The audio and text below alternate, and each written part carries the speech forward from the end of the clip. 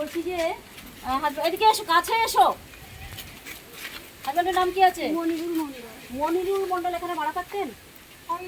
হাজবেন্ডের নাম জানি না, হাজবেন্ড তো ছিল না। মেয়েটার নাম কি ছিল? হাসিনা। হাসিনা। হাফিজা। হাফিজা। হ্যাঁ, হাফিজা। কতদিন আগে ছিল? 2 মাস। 2 মাস আগে ছিল। 2 মাস ধরে এখানে ভাড়া ছিল? হ্যাঁ 2 মাসই ছিল। 25শে বৈশাখ এসছে। হ্যাঁ। আর উল্টো সুজাতার দিন বৃহস্পতিবার চলে গেছে। তো আপনারা এটা দিলেন, আপনি কি হিসাবে দিয়ে, স্বামী স্ত্রী হিসাবে দিলেন না কি হিসাবে দিলেন? না, আধার কার্ড দিয়েছে। বলে আমার স্বামী আসমালি থাকে রানাঘাট। আমার স্বামী আমাকে খেতে করতে দেয় না, হ্যাঁ না, নানান রকম না, সমস্যা। আপনি যে এই মনিরুল আর হাফিজাকে ঘর ভাড়া দিলেন, কি প্রুফ হিসাবে দিয়েছিলেন? ওরা কি আপনাকে কি প্রুফ দিয়েছিল? একটা ঘর ভাড়া দিতে গেলে তো স্বামী স্ত্রী প্রমাণ করে তবে তো আপনি ঘর ভাড়া দিয়েছেন, ডকুমেন্টস জমা নিয়ে দিয়েছেন স্বামী নিশ্চয়ই। স্ত্রী দিইনি, শুধু ওরই আধার কার্ডটা দিয়েছে। তাহলে ওই মাকে একদিন বোধহয় বাড়িতে গেছিল কি? একদিন গিয়ে হাত পা ভেঙে ভেঙে মেরে টেরে মাকে গায়ে হাত তুলে চলে এসেছে। কাকে? ওই মনিরুল মাকে মেরে চলে এসেছে। ওই যে ওয়াইফ আর ওই যে মা। আমি এত নাম তো জানি না। এবার 10-12 দিন এসে বাড়িতে ঢোকেনি। বিদেশ থেকে রাতের দিন এই জায়গাতে চলে গেছে। হ্যাঁ, রাতের দিন গিয়েছে। হ্যাঁ, মানে ওখান থেকে এসেছে। ওটা এসেছে এখান আমি থেকে। রহিমকে সব বলেছি যে রাতের দিন চলে গেছে। যে বাড়ি যে গোটা ভাড়া দিয়েছিল সে ওরা রাতের দিন এখান থেকে চলে গেছে, তাই তো? হ্যাঁ। যাই হোক, আমরা এখানে এসেছিলাম, ওনার থেকে প্রমাণ আমরা যতটুকু এখানে কেউ আমরা ঢোকেনি, নিয়েছি। মিথ্যে কথা বললে এবং তো এখানে হবে না। এলাকাবাসী কে যারা ছিল ঢুকেছে, প্রত্যেকেই এলাকাবাসী দেখেছে কে এখানে যে দেখেছে? এই এলাকাতেই আমি ঘোরাফেরা দেখতে পেলাম, করেছে আমার এবং এই ঢুকে বাড়িতেই নাক ছিল। ফাট দেবো। তো আমরা এখন এত যাব বড় কথা আরেকটা উদ্দেশ্যের ঠিকানায় আমরা যাব। সেখানে গেলেও আমরা অনেক এখানে অনেক কোনো clue ক্লাবের পেয়ে যাব। লোক আসেনি, আপনারা ওয়েট কিচ্ছু করুন, আসেনি। আপনারা কে দেখতে বলেছে? থাকুন। সব মনিরুলকে চেনো? সত্যি সত্যি বলবে, কোনো ভয়ের কিছু নেই, কোনো কিছু নেই। তুমি মনিরুলকে চেনো না? আচ্ছা, তোমার বাড়ি কোথায়? তোমার বিয়ে হয়েছিল কোথায়? আইসমালি। স্বামীর নাম কি? আবু সিদ্দিক মোহাম্মদ। স্বামী কোথায় আছে এখন? এগুলো কি হচ্ছে? কি স্বামী কোথায় আছে শুনি? স্বামীর সাথে আমি সংসার করবো না। আচ্ছা, মনিরুলকে চেনা নেই আপনার? মনিরুলকে চিনতাম, একদিন এসেছিল আমাদের ওখানে, সেই ক্ষেত্রে একদিন ছিল। ওইখানে বলতে একদিনের কোথায় ছিল। এসেছিল? কোথায় এসেছিল? আমাদের ওখানে এসেছিল মানে ওই গাংনাপুরে আইসমালিতে একদিন এসেছিল। মানে চেক করবো যে যোগাযোগ আছে কিনা। হ্যাঁ, ফোনটা নিয়ে আসুন তো। ফোনটা কিন্তু ওরা কিছু করবেন না, ফোনটা জাস্ট আমি একটু দেখবো। বলছি আপনারা এসেছেন, আপনাদের সাথে এর পরে নিয়ে আসেননি? ওর বর কোথায় আছে তুমি জানো? ওরা তো জানে না। ফালতু কথা বলবেন না। ওর বর কোথায় আছে বলো, তুমি কোথায় আছে? ওর বর কোথায় আছে আমি কি করে বলবো? ওর বরকে আমি নিয়ে আসছি তোমার সামনে, বলো ওর বর কোথায় আছে? তুমি একমাত্র জানো ওর বর কোথায় আছে, বলো। ও বিদেশ থেকে এসে এই ছোট ছোট দুটো বাচ্চা আছে, বাচ্চাকেও দেখতে যায়নি ও ওখান থেকে তোমাকে ভাড়া বাড়ি থেকে বের করে নিয়ে এসে ও কোথায় আছে তুমি এখানে রেখেছো। একটু উড়োতড়া হয়েছে, তুমি এখানে এসে উঠেছো, আর ওখানে আছে। দুজনের যোগাযোগ আছে তোমাদের। কোথায় আছে বলো, তোমাকে আমি ছেড়ে দেবো। কোথায় আছে ওর বর? অ্যাড্রেসটা দিয়ে দেবে শুধু। আমি ওর বরের বিষয়ে কিচ্ছু জানি না। সমস্ত তথ্য আমাদের কাছে আছে, কোনো হ্যাঁ, কিছু দেখান, লুকোচুরি করবে না, দেখান। একদম লুকোচুরি করবে না তুমি, কোনো লুকোচুরি করবে না। ভদ্রভাবে এসেছি, ভদ্রভাবে শুনছি, ভদ্রভাবে উত্তর দেবে, ঠিক আছে?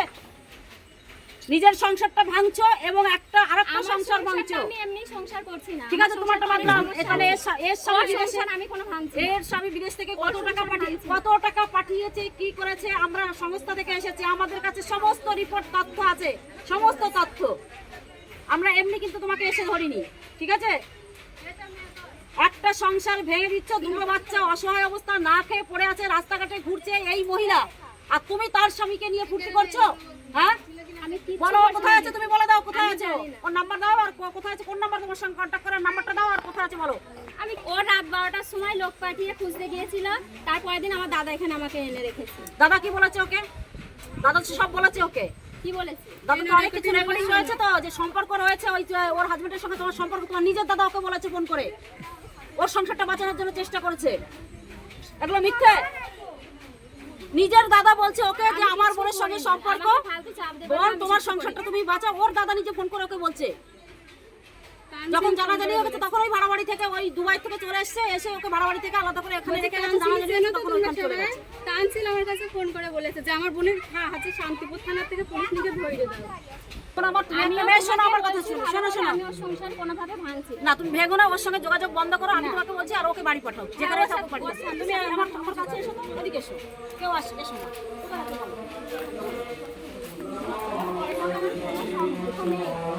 যেভাবে বলতে বলবেন আমি সেভাবে তোমাকে আমি বাঁচাই, এর থেকে আমি তোমাকে বাঁচাই। তুমি আমার কাছে, আমি দিদি, আমি বন্ধ করতে পারি না, বন্ধ আমি করছি, আমি কথা বলছি, আমার এগুলো ভুল লাগবে, ঠিক আছে?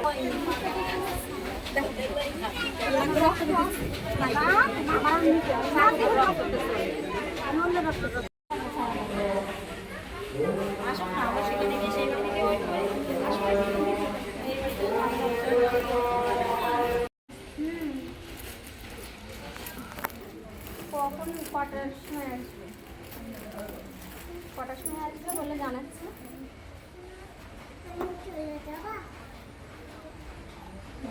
তোমরা কোথায় দেখা করবে সেটা বলো।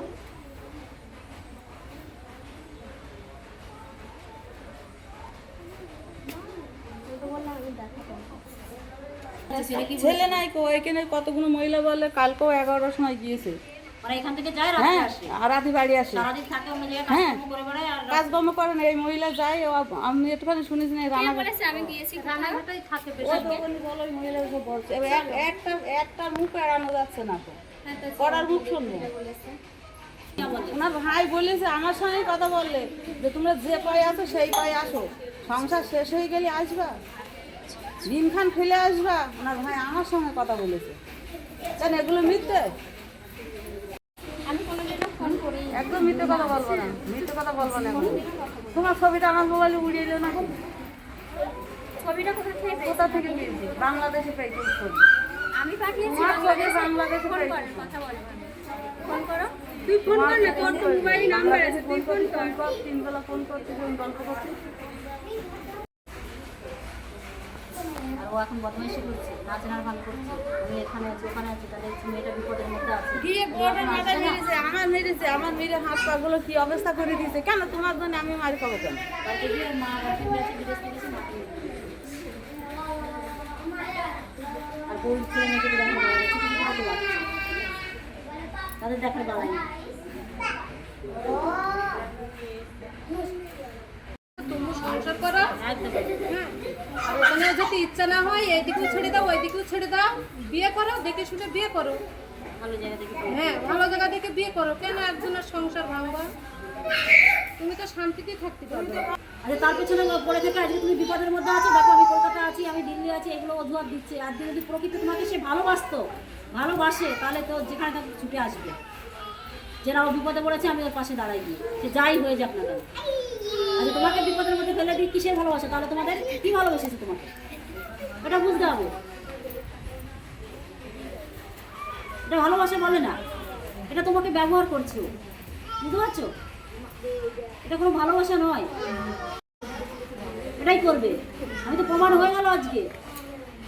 এত করে বলছে তুমি এসো, আমি বিপদে আছি, এত আমি এই হচ্ছে ওই হচ্ছে, অথচ একবার বলছে যে আমি আসছি, তোমাকে টাইম দিচ্ছে, টাইমটাও বলছে না ও ঠিক মতো। কেমন ভালোবাসে তাহলে?